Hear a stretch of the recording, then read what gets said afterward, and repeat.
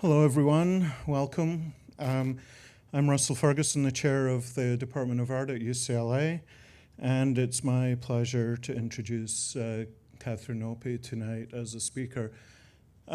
She doesn't really need a lot of introduction in LA. Athey is one of the most beloved, respected, and admired artists working in the city, and her work has been a great source of pleasure and inspiration and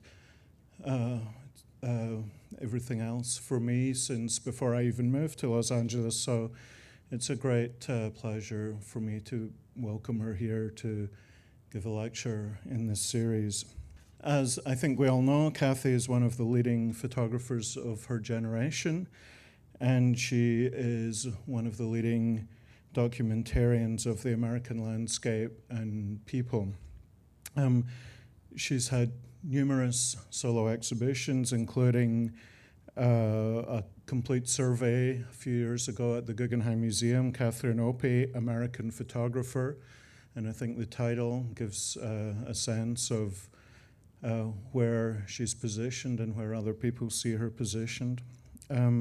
She has also had many other solo exhibitions and group exhibitions at important museums all over the world, including the Louisiana Museum in Denmark, the Museum of Contemporary Art here in LA, National Portrait Gallery in Washington, Seoul Museum in Korea. She's been in several Whitney biennials. She was a 2009 recipient of the President's Award for Lifetime Achievement from the Women's Caucus for Art, and she was awarded a United States Artist Fellowship in 2006. Currently, her exhibition, 12 Miles to the Horizon, is currently on view at the Long Beach Museum of Art. And she has an exhibition of new work opening on February 23rd here at her gallery, Reagan Projects in Los Angeles, that will be a crucial viewing next month. She is also the recipient of the 2013 Julius Schulman Institute Photography Award, and an exhibition celebrating that award, Catherine Opie in and Out of LA, will be on view at the Woodbury University Gallery in Hollywood from February 16th to March 24th, with an opening on March the 2nd for the artist. So without saying more, it's a great pleasure to introduce someone who's a great artist, a great leader in our community, and a great teacher at UCLA, Catherine Opie. Hello, my fellow Angelinos. It's always nice to give a lecture in your hometown, and I just want to acknowledge how important the hammer is, especially as a professor at UCLA, to the students that we work with. And I also wanted to thank a group that I had formed this year called Friends of Photography.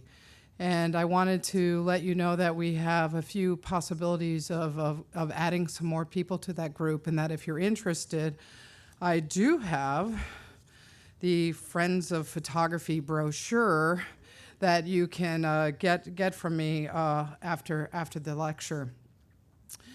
So one of the things that I was thinking about is I've been doing a lot of lectures, and I've been doing these kind of overall lectures that span the course of about 20 some odd years of making images.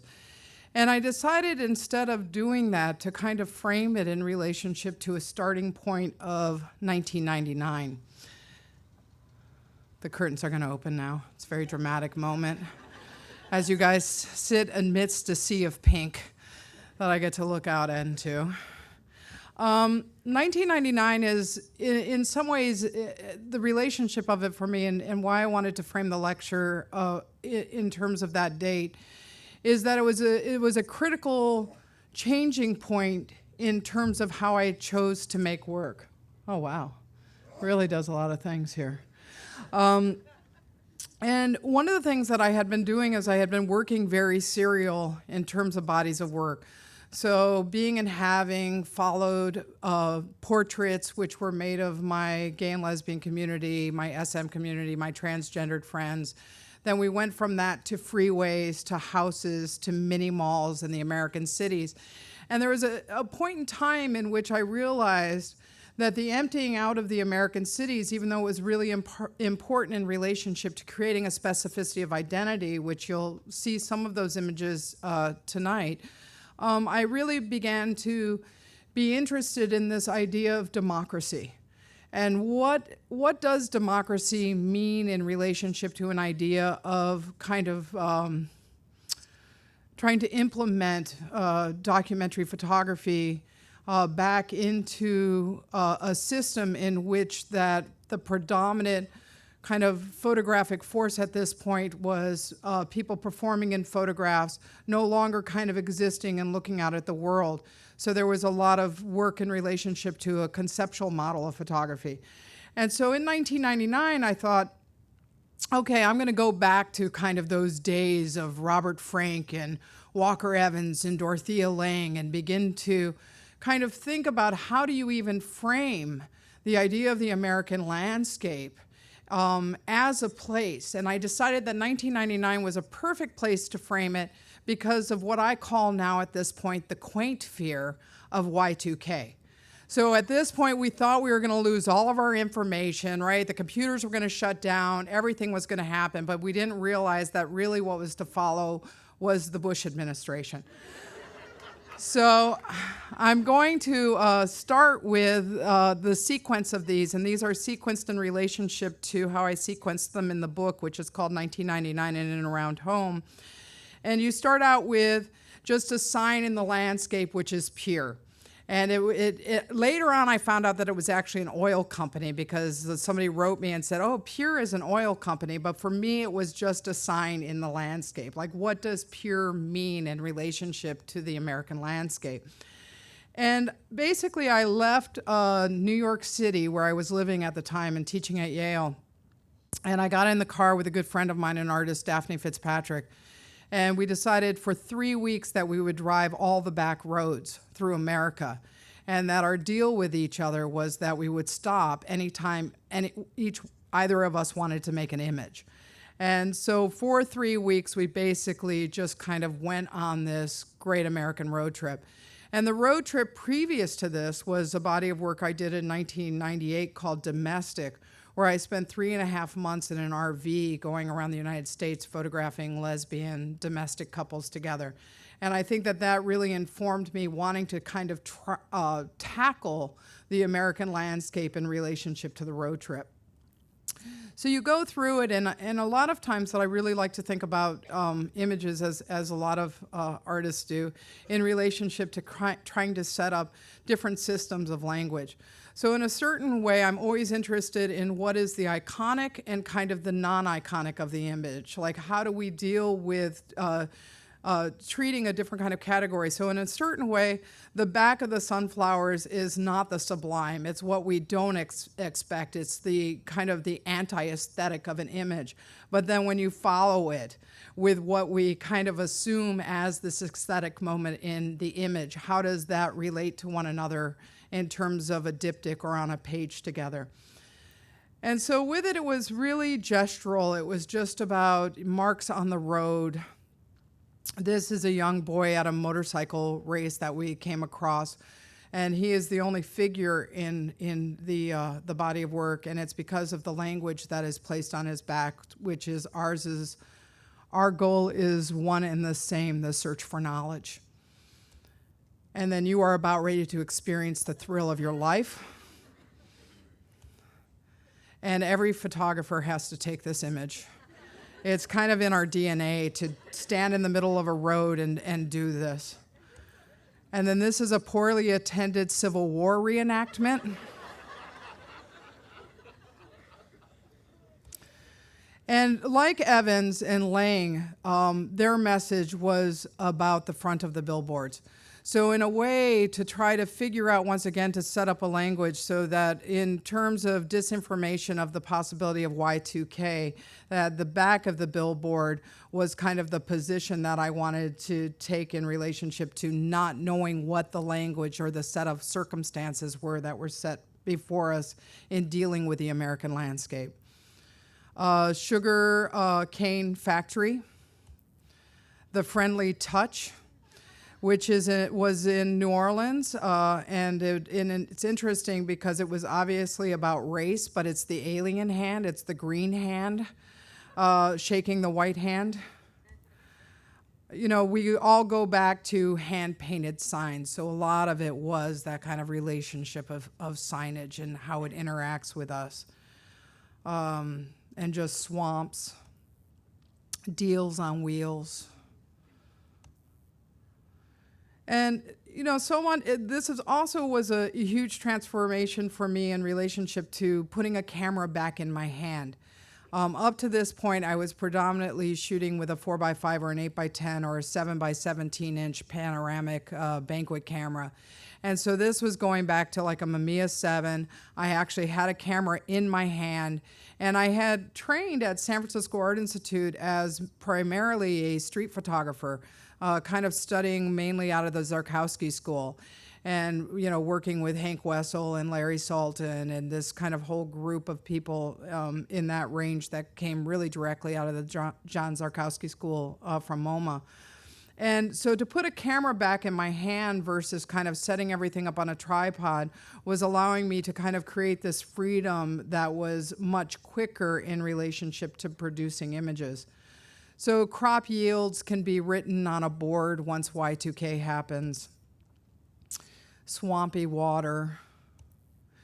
This was, you know, kind of the loss of the industrial landscape for me. It's like what happened to industry.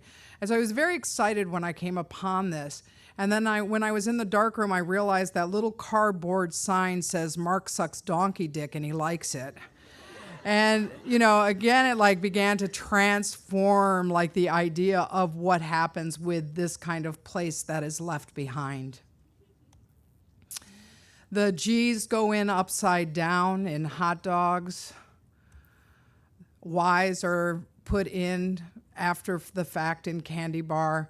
And in a certain way, this body of work is potentially bumping up against the idea of nostalgia. But I hope that at a certain way that I break that up as well in terms of the juxtapositions of the images. Old Timers Social and Pleasure Club. This is my ode to Richter, which is just, you know, the blurry landscape with the train. The UFO cloud that hangs over the desert that we cannot really identify.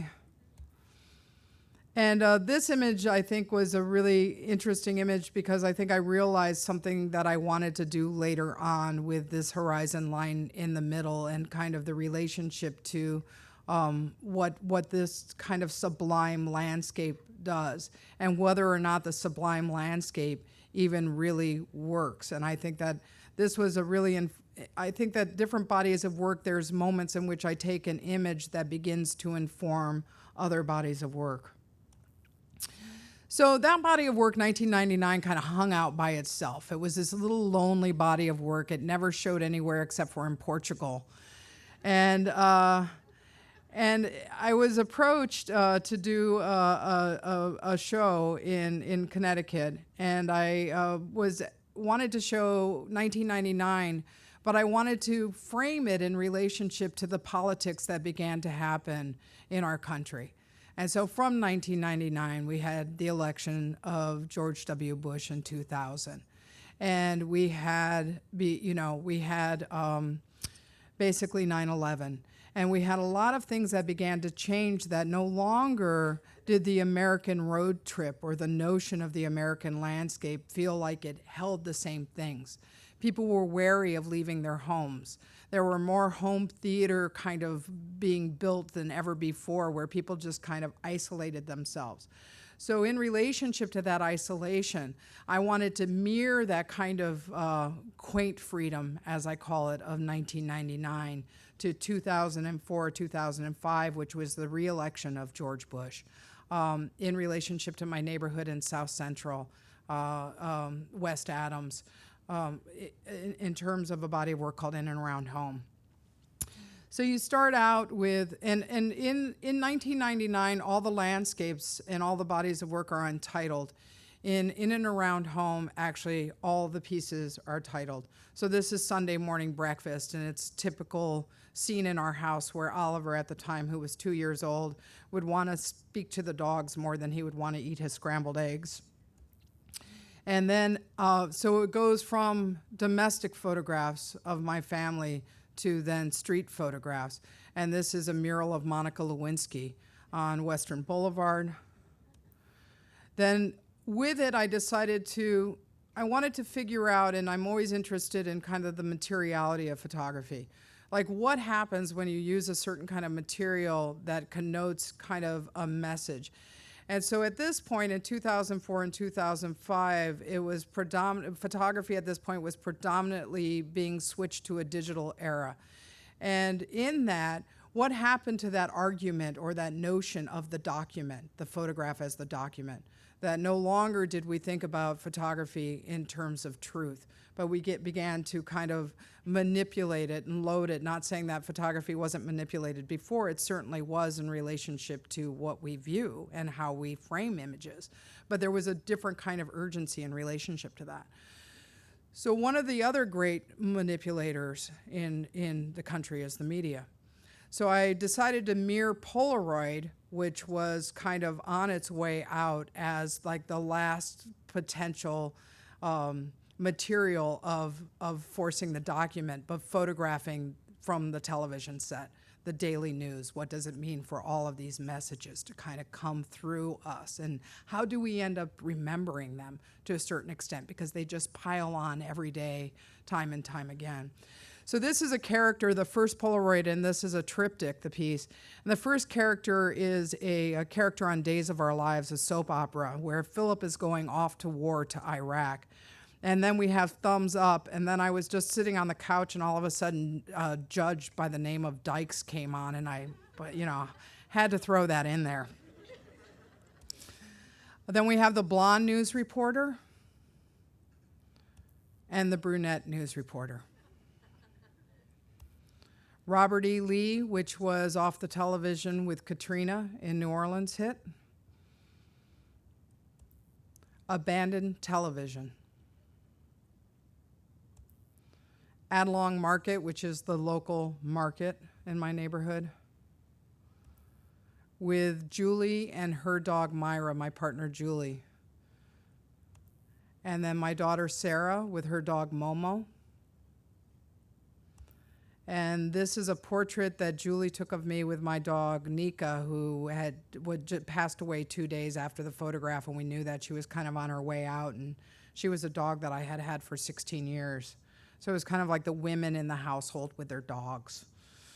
It's a very lesbianic thing, even though our daughter isn't a lesbian. This is a neighbor with Vote Against President Bush in his front yard. Martin Luther King Parade, MLK Parade on MLK Boulevard.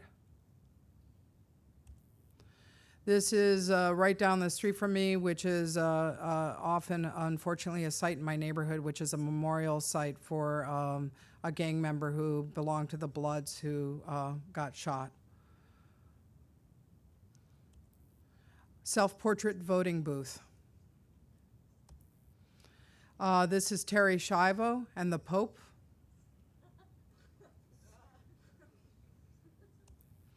And then after the Pope passed away, this was a mural that was put in the neighborhood of him. This is 31 sex offenders are too many, which was a protest in front of a house in our neighborhood where there were 31 registered sex offenders living in the same house. I think everybody felt that that was too many. And this begins, these photographs actually framed, just like the foggy landscape in 1999 framed an idea. These three photographs began to frame an idea in relationship to what it is to be back on the street for me.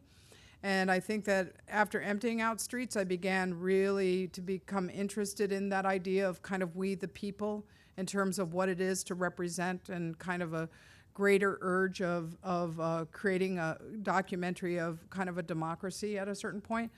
This is a USC homecoming tailgate party. and then Martin Luther King Parade. So these crowd shots became really important to me and began to inform other bodies of work. This is a day in the news. Rumsfeld defending the war, Cindy Sheehan's protest, the most deaths in Iraq, where they were showing coffins on the news that day, and the occupation of Iraq. Oliver in a tutu. My son was obsessed with doing laundry in a tiara and a tutu at about 2.5 years old, and so this was like kind of actually not staged, but a very natural scene that would happen in our house. Purple Finger. This was when the younger members of the House of Representatives during the State of the Union address dipped their fingers in purple ink in solidarity to bring democracy to Iraq. And one of the things in terms of the framing of this in the triptych, it's the white hand of democracy. And slowly in the third image, you see the Iraqi citizen appear, but it is not his hand of democracy, it's the white hand of democracy. And then front page news, bad news. Bush doctrine spread liberty. And this is about all I could do with all the photographs I took of Carrie off the television. It was just like that moment of like, wow, really? Another 4 years, incredible. Sorry if anybody's out here a Republican and loved Bush. I apologize to you for this, but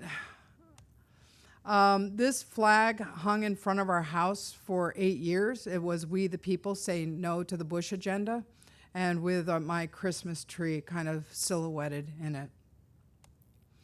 This is titled Debate. This is titled Talking to the Bush.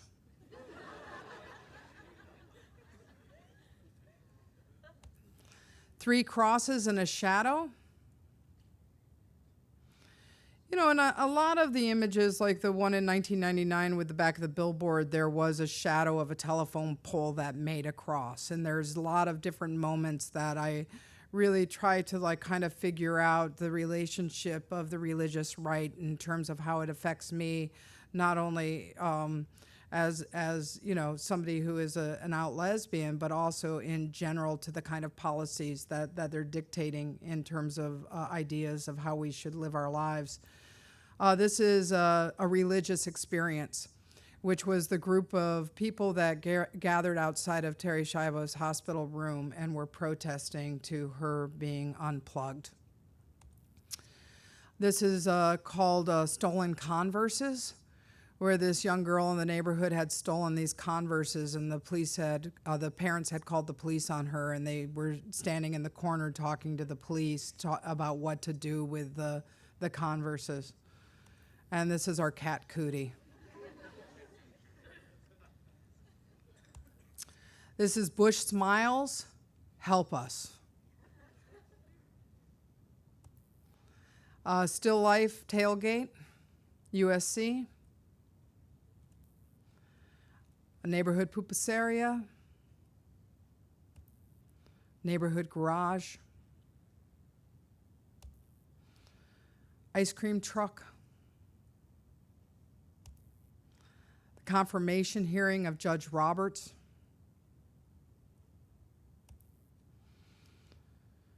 Jesus carved out of a tree. Oliver and Stingray. My studio, Suzanne's work. Fire trucks, which is a common sight in my neighborhood. There seems to be a lot of house fires. This is an LAPD helicopter, which is always a presence in our neighborhood. And instead of ending the body of work on that presence, I tend to want to end things in a relationship to optimism, because I think it's important for us to be optimistic. I think that part of optimism, you know, and being politically active is part of being a good citizen to a certain extent. And so it ends with a rainbow kite. And so that body of work really began to allow me to feel like I had a different kind of freedom in relationship to how I decided to use a camera. And it really began to set up a dialogue for quite a while of the last 10 years. And one of the things that I want to show you is not all the American cities, but just a few. At the same time, in 2001, I was still living in New York and teaching at Yale. And this is an installation shot of American cities and freeways from the exhibition at the Guggenheim Museum. And I was doing a body of work in 2000 with the Walker residency program, in which I was able to make the ice houses and skyways. And for me, the skyways were an extension as well as the ice houses of the American cities. And American cities was a body of work in which that, in terms of how we think about our world constructed and how to create a possible kind of new iconography in relationship to the specificity of identity. So my work had always been based so much in relationship to either a political identity, a personal identity, a sexual identity, and so forth, that I wanted to take cities and begin to think about that specificity of identity. So with Minnesota, it was in Minneapolis, it was the skyways and the ice houses that became that kind of specificity of identity. So these are all shot with a 7 by 17 inch panoramic camera. So the negatives are actually 7 by 17 inches. And then they were drum scanned and outputted iris a little bit bigger. And the skyways to me really related a little bit back to the freeways. I ended up printing them smaller than I printed the rest of the American cities because I really liked wanting to stack them and move them around like I had done with the early freeway photographs I did in 94, 95. And at that time that I was photographing Minneapolis, I was also photographing Wall Street in New York when 9/11 happened and forever changed that landscape. And so even with going back to Minnesota, once 9/11 happened, you began to see God Bless America on all the buildings. And there was this new kind of protectiveness that happened.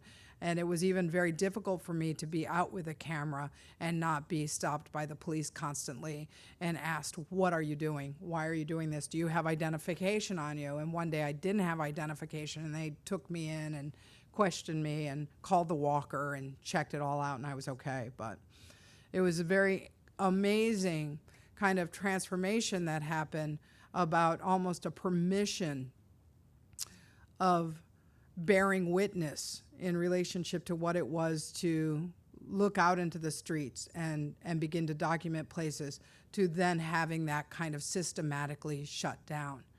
And I think in a lot of ways it's interesting because I talk to my students a lot about this, about their own relationship to not wanting to go outside really and make images outside. But yet the Instagram of the water bottle or what they ate that day and the constant kind of output of that is their kind of way of dealing with the street, but it was all from a personal level versus just what it is to bear witness. This is the bottom of the trade towers and a walkway, so it's not a skyway from Minnesota, it's actually from Wall Street. And when I was doing Wall Street, I mean, there were a lot of different questions that were asked, but unfortunately, history completely transformed that body of work. I mean, no longer could you look at Wall Street right after I made it and have it relate to anything except for the tragedy of 9/11. And that is something that I've always been embedded in the idea of documentary photography, of how photographs serve me or serve the idea of the public or the audience, the viewer, 100 years from the time they were made, or 50 years from the time they were made, not this kind of immediate response to it. And, I was really thinking about the idea of how Wall Street hadn't really changed much since even Bernice Abbott had photographed it. And then also, what was it like to, my questions were the idea of using a panoramic camera that really talked about the notion of photographing from a Western perspective versus the verticality of New York and how New York is often represented. So it was trying in a certain way to create a different representation of this place that we knew so well, that is also an utter economic stronghold of our country's identity. And but what happened with the images is that they became all immediately a site of memorial. And so this is the bottom of the trade towers. And 9/11 happened 2 weeks after I made this image, and I was getting the exhibition ready for New York. And it was a very hard exhibition to mount because it really literally changed the meaning of the work. The American city that I did after or right before Wall Street, and also focusing on Minneapolis, was Chicago. And the specificity of identity of Chicago is how they light their architecture at night. And one of the things that I'm, again, trying to set up is almost like, what is that iconic? So this is, this is the Wrigley building. It's like there, it's right on the river. It's a building that everybody knows. This is, the Mies van der Rohe on Lakeshore Drive. It is the iconic building that every kind of photographer has photographed. But within that language of setting up what is the iconic, I always want to break it down. So that's when Lower Wacker becomes important. That Lower Wacker, to me, is as iconic and as important to the architecture of Chicago as the Mies van der Rohe and the Wrigley. And this is the Four Seasons of Lake Michigan. And it goes from fall to summer, and the museum held off the show for 2 years because I kept waiting for the lake to freeze, because I really wanted a frozen lake, but global warming, there was 2 warm years in Chicago, and the lake didn't freeze, so it's just... I think the light kind of conveys the seasons, but I didn't get the frozen lake like I had wanted to.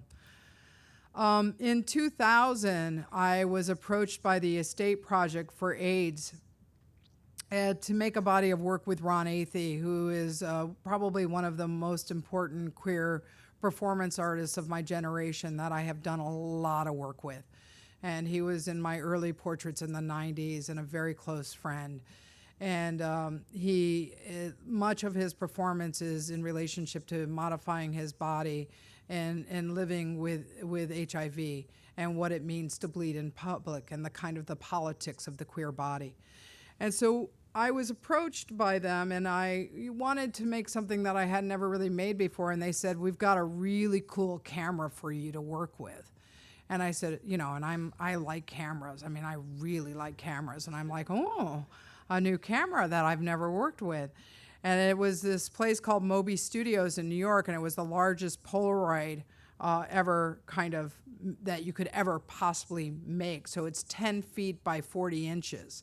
And it takes 4 technicians to use it. And it's a room that's built that the lens is stationary. And you have to remove the lens cap to make the exposure, and there's no focusing. So for 2 days, while there was a blizzard outside in the streets of New York, Ron and a team of his people that he has worked with, we came up with basically making these images in relationship to the scenarios that are in his performances. So, but within that, I had to have a little bit of authorship. It's like I'm all for doing what Ron was doing in relationship to his performances, but I didn't want them just to be documents of that. So I brought in like the bright color seamlesses, and then this definitely, even though he uses pearls up his butt in the performance, I wanted it to relate to Mapplethorpe's self-portrait.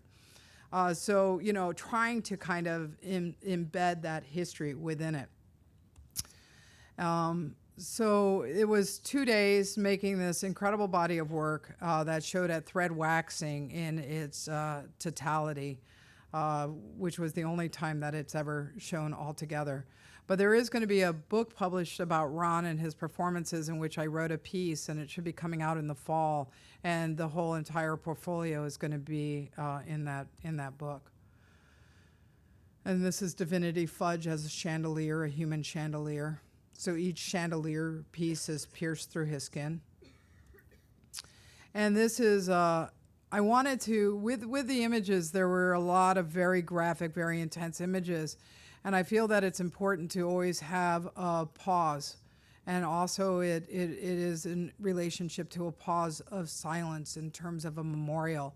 And Lee Bowery had given a cape to Ron that Ron uses a lot in his performances. So I just did a really simple image of draping the cape over a chair as kind of a site of the memorial of Lee, and to have that moment in relationship to the intensity of the body and what Ron does to just calm everybody down, just sit down for a moment with this. And Ron with the crown of thorns, with the cape. Cutting on Daryl's back, which is a performance he does of a human printing press.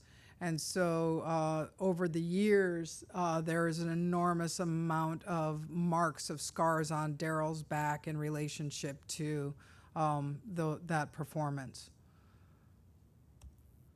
And then this was just not out of any performance. It's just I wanted to see his back on black and have that history of the body. Pietà. Painting has always influenced my work in a huge way. And I think that in a certain way, even though I'm really in love with photography and very well versed in relationship to that history, that the history of painting always kind of exists in relationship to also how I think about making work, or I'm having conversations with it. And then just a regular portrait of Ron. And this is just showing kind of the scale of them installed in the Guggenheim. So in 2001, along with the skyways that I was photographing in Minneapolis, I was kind of reinvented this new way of making, for me, a landscape, and figured out a lot of things. So from that kind of foggy image, I went out to photograph these ice houses on the frozen lakes in Minnesota as part of the identity of place. And there was a lot of blue sky days. There were just so many different days, and I was doing a lot of horizontals with the 8x10. And then I did a bunch of verticals. And then when I went home and contact printed them in the darkroom and hung them up, I realized that I had, I was more interested when the line was always the same through them. And that I was more interested in the idea of what does it mean to fragment kind of the panoramic? How do you begin to make it operate? How do you make an extended landscape that begins to do something else in relationship to the sublime and using the line? And so with it are a total of 14, I think. Jennifer's nodding. I always forget my own work. 14 of these landscapes, and I would be the only one kind of flying in going, oh, I really hope there's a blizzard. Like, I really want a blizzard. Because I didn't want the blue sky. I wanted the white and white. I really wanted that kind of abstraction. So within the sequence of the images, they slowly, the houses begin to recede into the horizon line, and it begins to start to disappear, and in terms of really almost not being able to be read at all. And the amazing thing about this was that when you lined them all up, they did this thing visually that became about the consistency of the horizon line. And it was something that I kind of couldn't get over. And so when I moved to California, I left my position at Yale and took a position here at UCLA. And I decided to make a body of work of surfers. And one of the things that happened with the ice houses, the questions that I was asking are beyond kind of the idea of the sublime and the abstraction and kind of what landscape does, is also the notion of temporary community. Because with American Cities and all the different bodies of work that I made, from even grad school where I was working on a body of work of the master plan, I'm really interested in, like, kind of these age-old questions of how do we create community, and what is that for us? What do our neighborhoods do for us? Where do we choose? How do we fit in this completely multicultural society? And one of the things that I loved about the ice houses was that there was a temporary community, that you could choose to be on the lake in an area where it's all very expensive real estate, and you usually couldn't afford to have a house on the lake.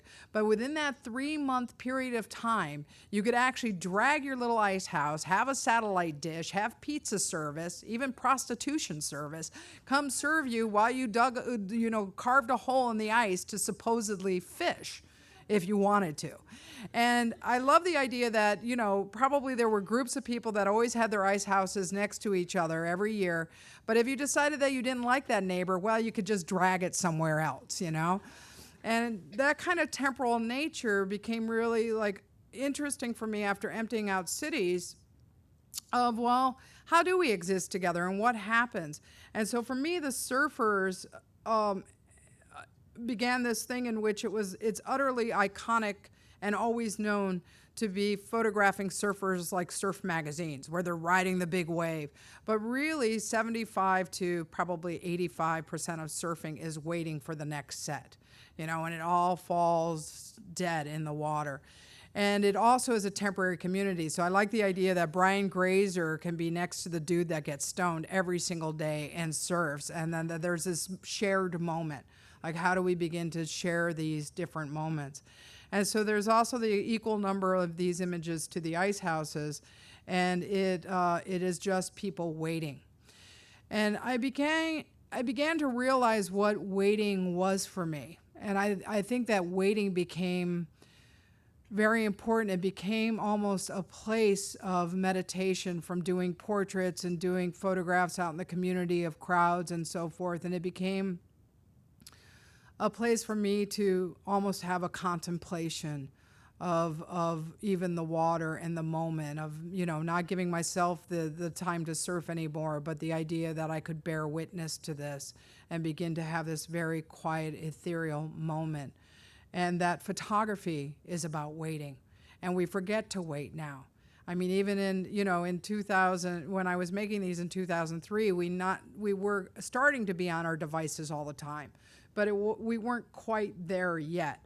But at this point, I really worry about us as a society in relationship to just staring out at space and waiting and allowing boredom to seep in relationship to curiosity. I'm really concerned that we're going to lose this ability. And so they just go on, and it's just in between sets of waves. The horizon line is in the middle. It's just these little figures in the landscape.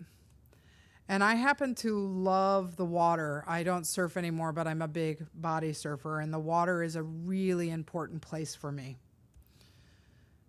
And then, like the blizzards increasing in the ice houses, the fog began to kind of create the disappearance of the horizon line and more of an abstraction for me. And I got to have my glorious, perfect moment where the Guggenheim built out this room where I was allowed to have both 14 set of images across from one another, so that you kind of entered this room. And it just so happened that there were actually 14 light slits on the ceiling, so it was like this perfect kind of symmetrical moment for me. And I asked the curator, Jennifer Blessing, I was like, you sure I can't just pull a mattress in here and just sleep in here one night? Please, please. But no, they wouldn't let me. But I really did. I wanted to live in that room. It was just I've never had such a satisfying experience in terms of putting an installation up. And I really believe in installing work. I like making installations of my exhibitions. I don't really think of them just as putting images on the wall. They need to speak to one another. Now, unlike the ice houses, I decided to do portraits of the surfers. And there were a couple of reasons why I wanted to do portraits. One, somebody said, I just have to point out that the only portraits you do are of queers, and you empty out cities. And are you trying to say something about that? You know, and I was like, no, I am so not trying to say something about that.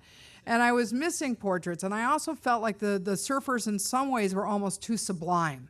Like they were too pretty. And I wanted to ground them back down in terms of a documentary language. So this is Devi. And the other thing is again, with that idea of the iconic, is we always assume what a surfer should look like from the surfing magazines.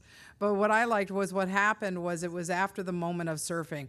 So I would have my 4x5 camera on the beach, and they would come in from the ocean. I would approach them. I would ask if I could take their portrait. They would say yes or no. And then I would, you know, if they said yes, I would take about 3 sheets of 4x5 film, and that was it. And then they would wander off.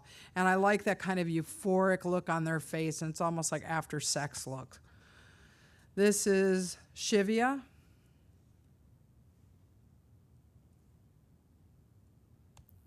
Senji,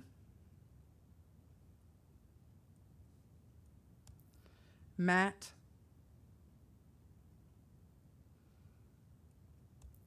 Ken, Larky,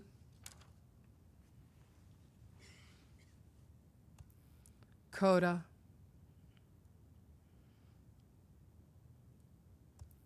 Adam, Margaret, and Nick. And it felt that I was able to kind of grasp the idea of making portraits, which I had really, really missed. And so then I started doing studio portraits again. And I wanted to make a new self-portrait in relationship to being a mom. And also the idea of kind of, you know, the iconic image of mother and child, Madonna and child. And yet it's a 40-year-old lesbian body who has had pervert carved on her chest and multiple tattoos and so forth. And just really wanted to kind of take that challenge and begin to make my own portrait of nursing. So this, and it was interesting because one of the first magazines that talked about this image was Art in America. And the writer did a really wonderful job about writing about it, but in the parentheses, and I love that it's in parentheses, she decided to put her own opinion of this image in the article, which was that she felt that Oliver was too old to be nursing, and that he was too large as a baby. And so that was her way of like dealing with me as a potential pervert, was that obviously I nursed my child too old. He was a very large child. He's only a year old here. And I nursed him for 1.5 years. But it was very interesting how this critic had decided to take it upon herself to, you know, critique the age of how I was nursing my child. So these showed in Site Santa Fe, which was the first place of showing them. And it went with a series of portraits of children. And this was actually a photograph I did of my best friend's niece, Jessie. And I had made this photograph in probably 94, 95. And I was a big camp counselor. I will come out as a camp counselor. I was a camp counselor for probably way too long, more than you should be a camp counselor, because I was a very dedicated camp counselor for 7 years. I really love kids. I'm kind of one of those people that has to stop at a baby and like, oh, and the parents just look at me like, oh God, man, great. And you know, I was really interested what happened in terms of the culture wars in how Mapplethorpe's portraits of children were kind of taken as this kind of cultural material of the perverse. And I realized that after making self-portrait cutting and self-portrait pervert and the images of my community in SM, that it probably wasn't the time to put out children's portraits. That it was going to also be a part of an entire culture war. And so I used Jessie in this body of work because it was the first image that made me want to kind of go back to this. So in 2002, 2003, I allowed myself to return to it. So this is Jessie, Georgia, Beatrice, my niece Kayla. The other thing that was happening, though, I was kind of pissed off about certain kind of children portraits that were out there. And they seemed to be like, even though, you know, my work deals with the bright colored backgrounds and something, there was something like really stylized happening in relationship to like photographers like Loretta Lux, you know, and there was like this unbelievable like assumption that was being placed on the image of children in which the children just kind of couldn't be themselves. And so I really like that they just entered the studio and were just like very vulnerable and very real and very much in that place, and without trying to prescribe my own opinion in relationship to how children portraits should be constructed. Harper, Spencer, Kellen. And at this point in time also, over half the children are children that my friends in my earlier portraits had like myself. So there was like a really nice thing in which that I would say that a portion of them were kids of artists, the other of curators who found out that I was making children's portraits, and they were like, I have kids. I was like, okay, bringing them on by. And then my queer friends. Naquizi, Oscar, Sam, which is at age 13 was my cutoff point. Because at 13, that's it. That's like you're no longer necessarily a child. You're really a teenager. And Zula. And then this, I don't know why it's in here, but it's an installation shot, so we'll move on. So high school football. And this was something that was really interesting because people were like, really, Kathy? High school football? I don't really see how this fits with you. What are you doing? And it really came out of, you know, a lot of times work comes out of just kind of stumbling into it and figuring out what to do in boredom, right? That boredom thing, very important. So I was in Louisiana. My partner is from Louisiana and her family lives in a very small town called Church Point by Lafayette. And she is the middle of 8 kids, and all of those kids have had lots of kids as well. And all of my nephews play football. And so I knew I was going to go back in August for 10 days on a family vacation to Louisiana, and I was just like, what the hell am I going to do for 10 days? And so I called up my nephew, and I asked if I could go and photograph his football practices and hang out with him a little bit.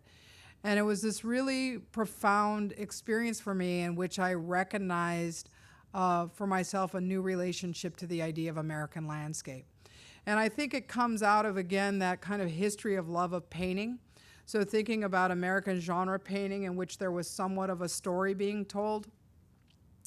And I realized that the high school football field is kind of like the perfect site of the American landscape because it is in every small town wherever you go. And it is utterly Americana. And so I started the practice I started with, and then I went to one of his games, this was the first game that I went to, which culminated in this landscape. And I realized that it was all about the game for me, that it was about kind of the drama of the game and the idea of how the figure is placed. And again, like the surfers not surfing, the in-between moment that is never captured. And that sports photography now is always from above or close up. It no longer engages with this idea of landscape, that it's always about an action.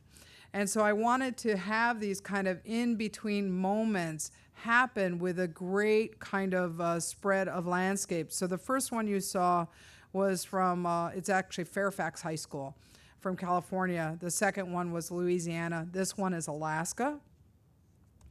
And then we have my high school, where I grew up in Poway, California, after I left Ohio at 13. And it just happened to be a fantastic, rainy Southern California day. This is 29 Palms, in which I realized that 45% of the boys on this team have both parents deployed to Afghanistan and Iraq. And as I was making this body of work, which I spent 3 years doing, which is actually kind of a long time for me to work on one body of work. I go through work fairly quickly often. Maybe it's, it depends on the time. But I began to realize that I was bearing witness to the next generation of soldiers. And what does it mean for the American landscape as the high school football field to be the site of these next young men that potentially go off to war if they don't get college scholarships to go on to actually play football in high school. This is Crenshaw High.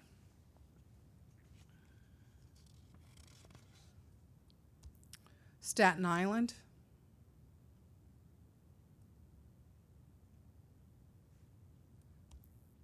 Texas.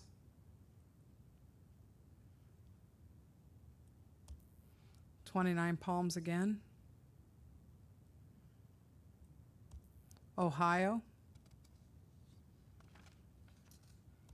And Hawaii. And then after practice, I wanted to make portraits again, like the surfer portraits, and kind of look at these young men and not look at them in relationship to the figure in the landscape, but as these individual young men. So this is David, Austin, and Bryant. Brandon. Andrew. Quadir. Seth. And I like the relationship that was very immediate that happened. And it's interesting because I feel that the portraits are very intimate, but the moment wasn't intimate.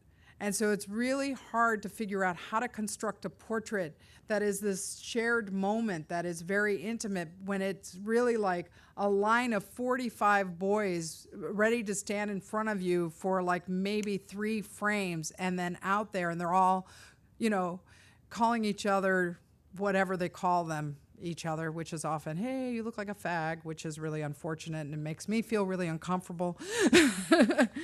But I like this moment that we shared, and I really did begin to think of this as bearing witness. And then by the kind of when the work started going out in the world, each boy who stood before me, our young man, I would send back an 8x10 print, and with a model release, because they were underage, I had to get model releases. And then afterwards, I got 3 different letters from parents telling me how meaningful their portrait was because their son had died in Afghanistan. And so it always chokes me up when I talk about that. Because again, like, you don't think that that's what you're doing in the immediacy of the moment of making images. It's something that begins to happen after. And in terms of what it means to document and look at the world, such as what happened with 9/11, with Wall Street, that the work begins to then take on its own life.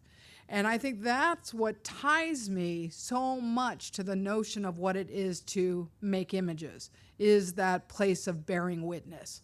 And our responsibility as citizens to still create history, that we don't want that history to begin to get lost. This is Blaine. Stephen is from Hawaii. Brock. JD. Sean. Adam. Robbie. Josh. Dusty. Gino.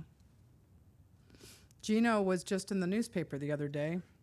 He was the young man who shot somebody at a fraternity house at USC and is now going to be in prison for the rest of his life. He was from Crenshaw. Kevin, Tyler, Micaiah and Cruz, John, Leon, Rusty, and Josh. Then in 2007, I was asked by a theater group to go to Alaska and work with a theater to make a play. And I thought, wow, I really would like to make a backdrop and work with a playwright. That's something theater has always, I was in theater in high school, and theater was always really interesting to me. So I arrived into Alaska with my assistant, Nicole, and we were like, okay, we're going to be in Alaska for 15 days. We're going to work on this play. You know, we're going to photograph landscapes. And then I kind of thought it would be great to like have the writer write this kind of Brechtian dialogue in relationship to nature and our position of nature, in which that we're always longing for it, but we can't really obtain it. Or what is it to us at this point? Like to begin to like try to figure all of that out. So I arrive in Alaska to do this, and I'm making landscapes. And the week that I was there, the theater had a huge upheaval in which the playwright, the director of the theater, and everybody at the theater quit.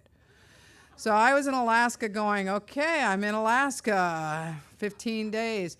And they had put me in this house that was a friend of theirs at the theater to stay in while I was making the body of work.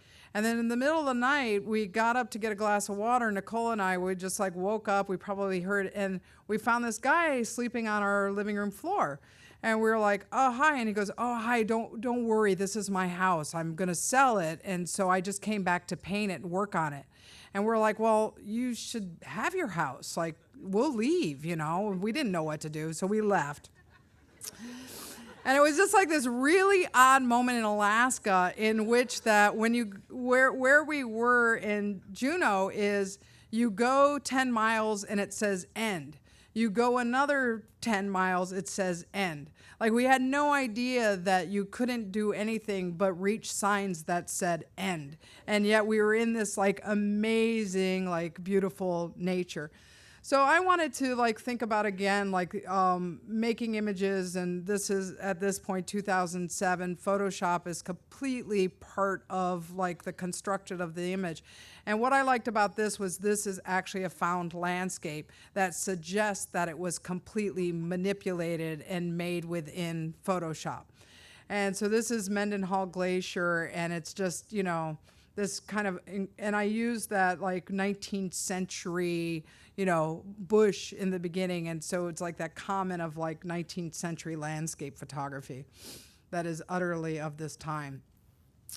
And I was reading a lot of Rebecca Solnit at this time. And so this is called The Blue of Distance. And it's from an amazing book that she wrote, title of several chapters from the Field Guide to Getting Lost. And I really like to think of myself as a wanderer. Like the photographs of place, even though the American cities are specific, I'm never telling you exactly where I am. It's kind of about wandering and finding and experiencing versus, you know, this is the northeast corner and giving you the latitude and longitude lines. And so this is just on the boat, again, using the horizon line in the middle, slowly kind of approaching this island, and it's a set of images together. And this is titled The Edge of Time. And what happens is in this sequence of images is as the boat's going along this old glacier face, half of the photograph from the other photograph is in the image, so that it isn't a pure panorama. Again, it's fractured. And I'm using that fractured panorama at this point as a metaphor to our own fractured relationship to nature. And this is called Grizzly Bear and Wolves. Yeah, you'll all be going like this because that's what you should be doing. Because we're so used to National Geographic, and it's like always the action of the grizzly bear and the wolves. And it was actually this moment in the landscape where this The little teeny black dots there are wolves, and they had surrounded a mother grizzly bear and her cubs. And I like that idea that it becomes instead this grander landscape versus this kind of National Geographic moment. Okay, how's everybody doing? We're getting through it, aren't we? I'm going to take a sip of water here. We're going into girlfriend land. Girlfriends is a body of work I made a few years ago. And after kind of looking at the world and riffing off the world and thinking about the world, I wanted to go back to my own community of Butch Dykes. And I felt like I hadn't made work in relationship to them. And so I wanted to kind of photograph iconic Butch Dykes. And so this is the writer, poet Eileen Miles, Harry Dodge, Idexa. And I wanted to be out in the environment as well in the studio because I wanted the relationship of the landscape, as I had been doing with figure and landscape, to come into it. J.D. Sampson, Kate, Idexa, Daphne, Daniela C., Jenny, Shimutsu. And then you'll remember that portrait of Jessie as a child. This is her now as an out lesbian. So I wanted to put her back on that green background and kind of have that portrait of her again, replicate it. Pigpen. Again, Pigpen. Lindsay. Kate. Jenny. KD. And you can't do a body of work called Girlfriends without actually putting your partner in it. So this is my partner, Julie. And, you know, it was a body of work that also played a little bit with Richard Prince's idea of girlfriends. So it was definitely using that title, and it showed at Gladstone Gallery where Richard had his show Girlfriends of the gang of biker girls. So it's really about my desire in relationship to the idea of girlfriends. And then it's also a little push on my friends who probably wouldn't call themselves even girls, but what that means to title them girlfriends. And the idea of desire and my own desire in relationship to, you know, a butch lesbian who likes butch lesbians. And then with it, I pulled from the archives from 1982 to the present of just these little black and white photographs, and they're just like small 8x8 prints or 10x10 prints. And they're just really literally from my personal photographs of real girlfriends, people that I had desired, people that I had photographed, things that I made for like On Our Backs magazine back in the 80s, and just pulling together out of the archive to begin to inform that body of work. So I will just flip through these.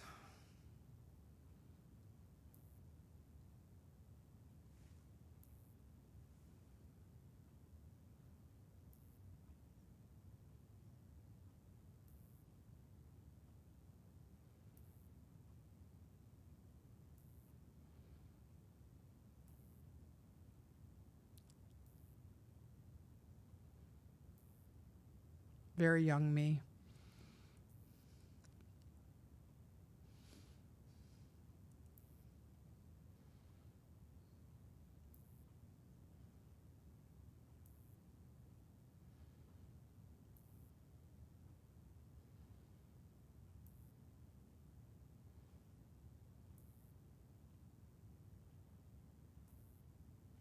This is what I was doing in grad school.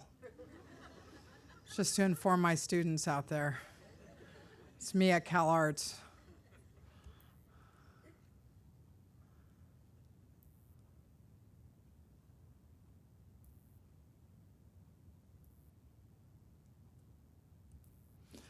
Okay, the show up right now, which you can see at Long Beach Museum, 12 Miles to Horizon, was a commission from Hanjin Shipping, in which I got this phone call out of the blue, and they were like, you're getting an award. And I was like, oh, I'm getting an award. What kind of award am I getting? And they're like, well, we're giving you an award. You were recommended to us by Catherine Albright, the curator at MoMA, and you have to go on a container ship from either Long Beach to Korea or from Korea to Long Beach and make a body of work, and we'll give you X amount of money. I was like, oh, huh.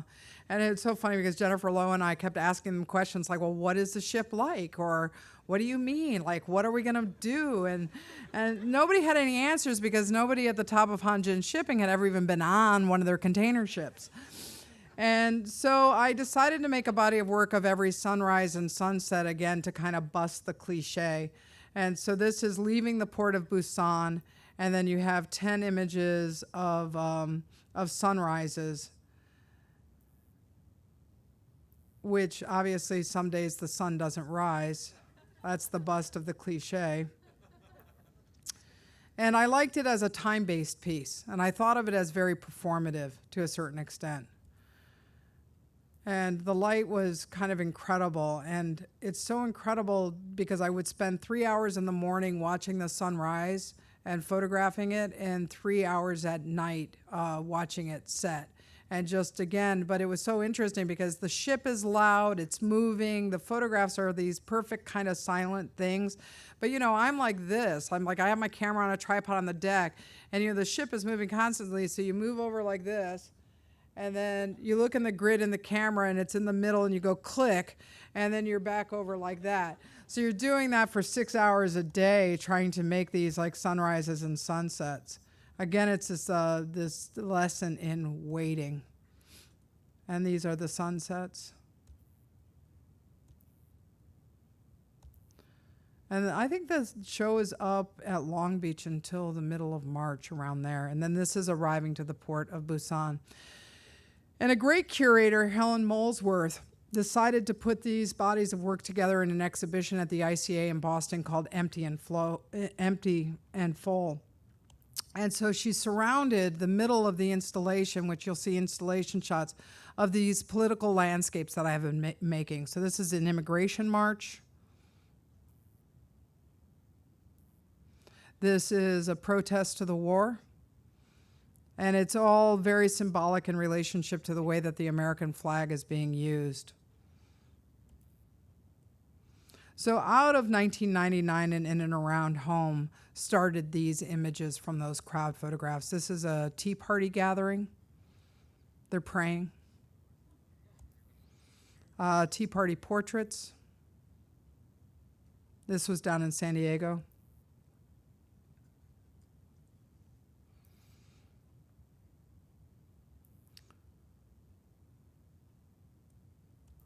Then the inauguration, the first inauguration, obviously I wasn't there just this last few days ago, of Obama. And this was turned into a book of 100 images to reflect the 100 images that Eggleston did in relationship to a book that he did called Election Eve.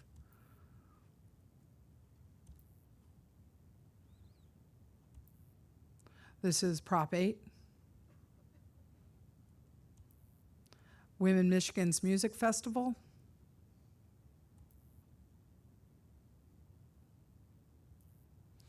The 100th anniversary of the Boy Scouts of America Jamboree.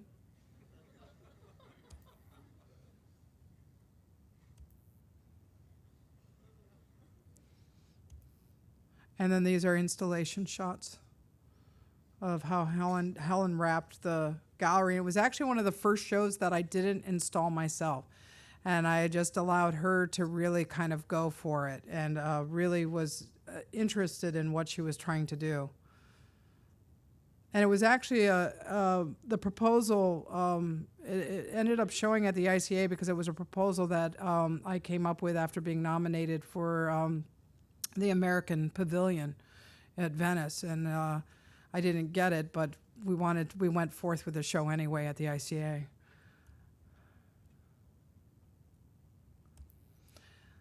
New Zealand, I went to in 2011 and just made a very simple little body of work of this place, which was really hard to kind of figure out how to image.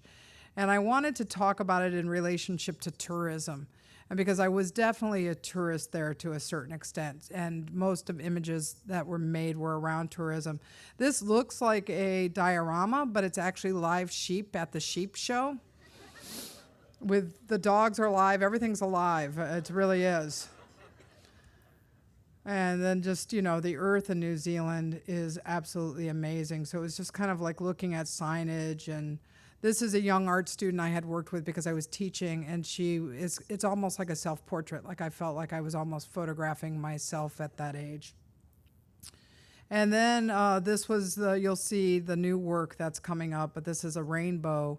And it's like every day there was a rainbow in New Zealand. I mean, I have never seen so many frickin' rainbows in my entire life. And so it's like, how do you even photograph a rainbow? Oh, while you rack the focus. You make it, you rack the focus to play with the idea of the sublime. Because, you can't even make a photograph of a rainbow anymore. And this is Mo, Joyce, and John, and Queenie.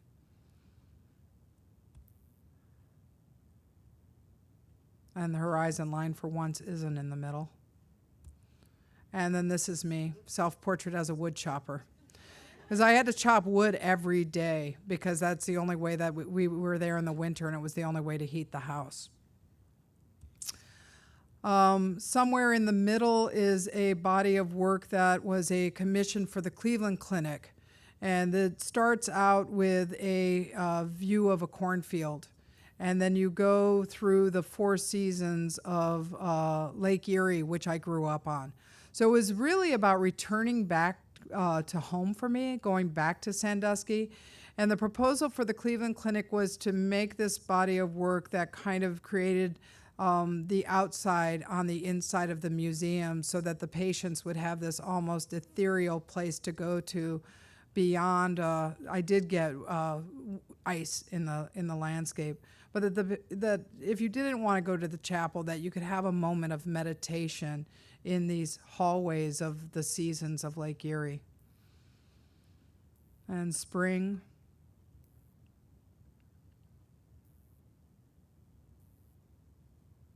Summer. And it was amazing because I had to go back probably about 8 or 9 times to Sandusky, which is a small town. And then in the installation, there's this young girl who looks back at all of the lakescapes and then a landscape of Cleveland.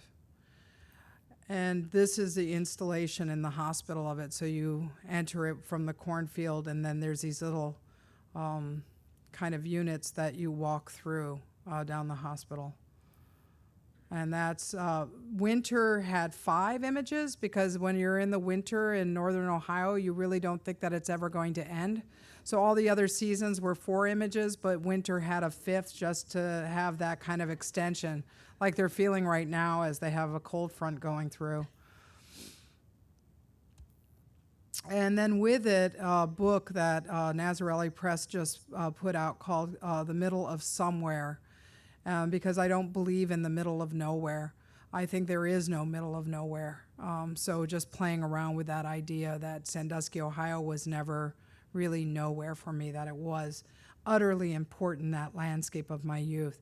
So we just go through really just me looking at where I grew up and making photographs like I had made for 1999 and in and around home of just experiencing the landscape of my youth, which is, also talking about what it is for these empty out cornfields and this emptied out industrial town at this point, where the main business is Cedar Point Amusement Park or kids joining the military.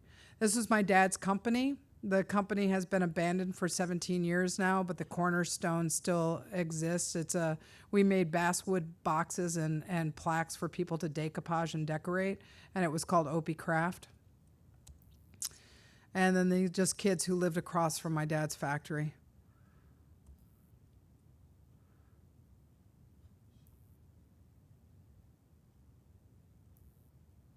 This is a park So many parks have abandoned tanks in them.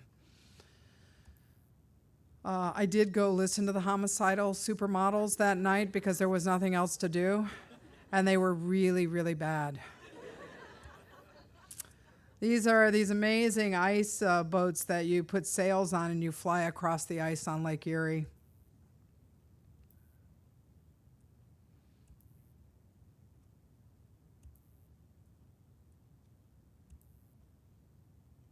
And the book, like the installation at the Cleveland Clinic, goes in relationship to the seasons. So, you know, perch fry. A bad joke. Man jailed for having HIV. That's my Stephen Shore moment.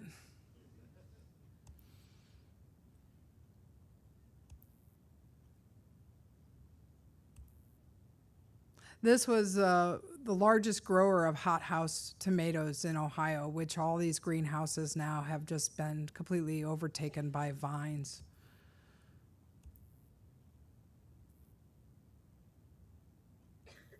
And now a little peek at what I'm working on. And then it's done, I swear to God. And you've been very patient, thank you.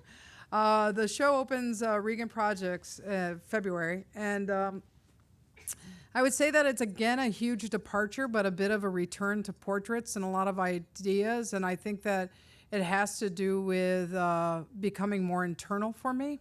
It's a little bit more of a personal body of work. It's trying to figure out how portraits work in relationship to the idea of sublime and also a certain kind of history of our expectation of portraiture. And so it deals with friends and family like my portraits have always done. So this is my son Oliver with his mouse, Mrs. Nibbles. My good friend, the amazing swimmer, Diana Nyad, who for the last 3 years has been amazingly heroic in attempting to swim from Cuba to Florida. And each time she comes home, I have her over to the studio immediately, and I make a portrait of her right after she's been, you know, basically in the ocean for 58 some odd hours trying to attempt this swim. This is Michael and Anthony, and they're lovers, but I love also that they look like brothers. Abstract landscape. I'm not going to tell you where it is because it's about, at this point, I'm really questioning whether or not landscape in terms of its detail is doing anything to us as a viewer in terms of recognition of place. And what does it mean for us to go to all these iconic places like the Sequoia National Forest and we all take out our cell phones and we say, oh yeah, General Sherman, click, I've taken a picture of it, but does it really do anything anymore? So I'm asking more for us to have a cognitive relationship to where our mind begins to fill in the possibility of place. This is Rocco, and these are 50-inch high, and they'll be framed as ovals. And to me, they begun to be oversized cameos. Guinevere.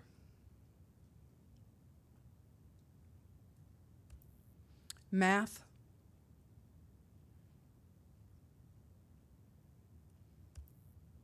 Pigpen and Julie.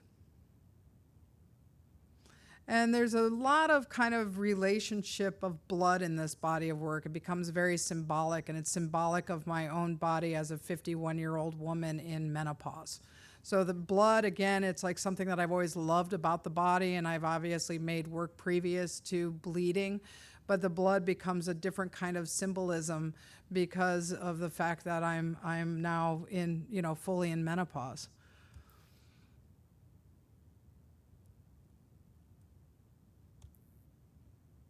Piper. Jonathan. And he's reading War and Peace.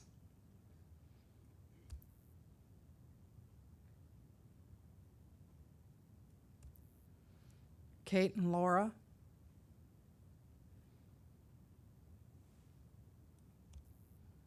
Mary.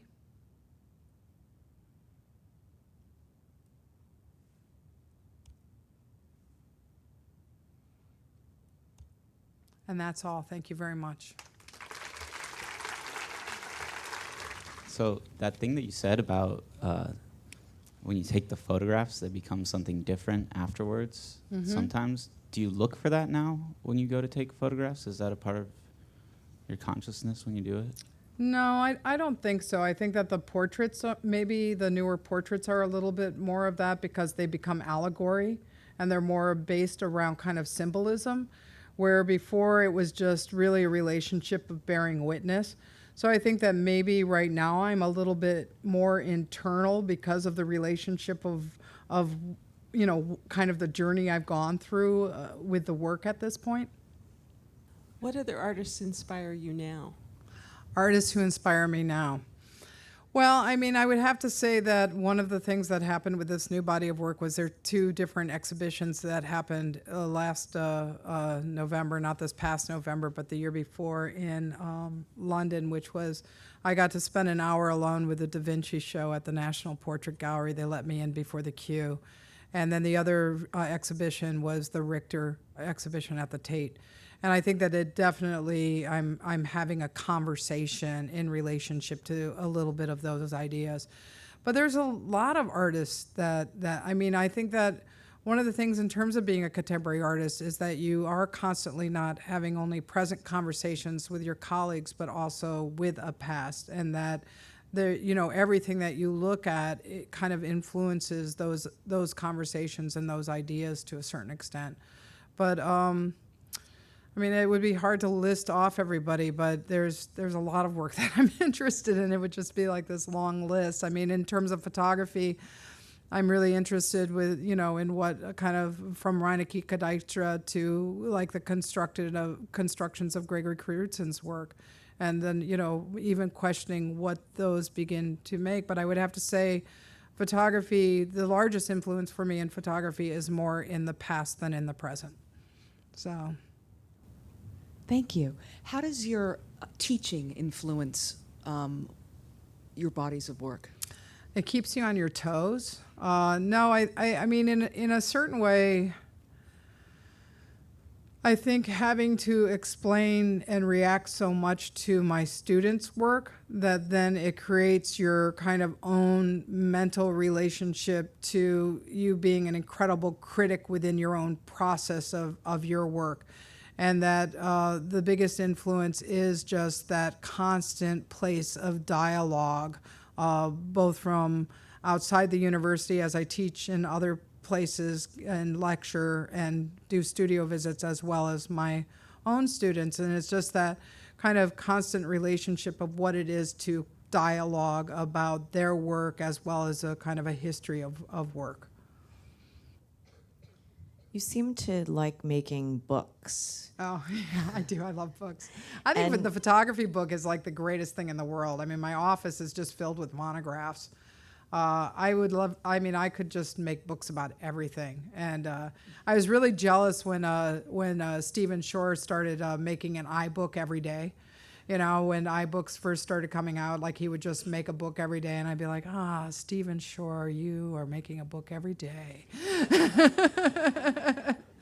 But is there a difference between, when you're making your photographs, are you thinking about them as objects or as images on the page? As objects. Definitely as objects. But then what happens, but there's some photographs that are about making a book in relationship to sequence, where exhibitions are really different for me. And I often don't think that when I see images like the surfers or ice houses in a book, that they translate okay, but they don't translate in the same way what happens when you walk into an installation. And so often when I'm making books, it's more of a relationship to that kind of history of photography of roaming versus it being like an installation that I'm trying to do in a gallery or museum. Hi, thanks for the lecture. Sure. So I'm going to play painter's advocate for a second. Sure. Just looking at some of the portraits and the work that we got a preview of at Reagan Projects. I feel like there may be like some tendencies to address like pre-Raphaelite and Raphaelite like commission-based portraits. And I'm wondering what it's like to document like loved ones in that way, and like what it's like to document strangers in that way, like if there's a difference. I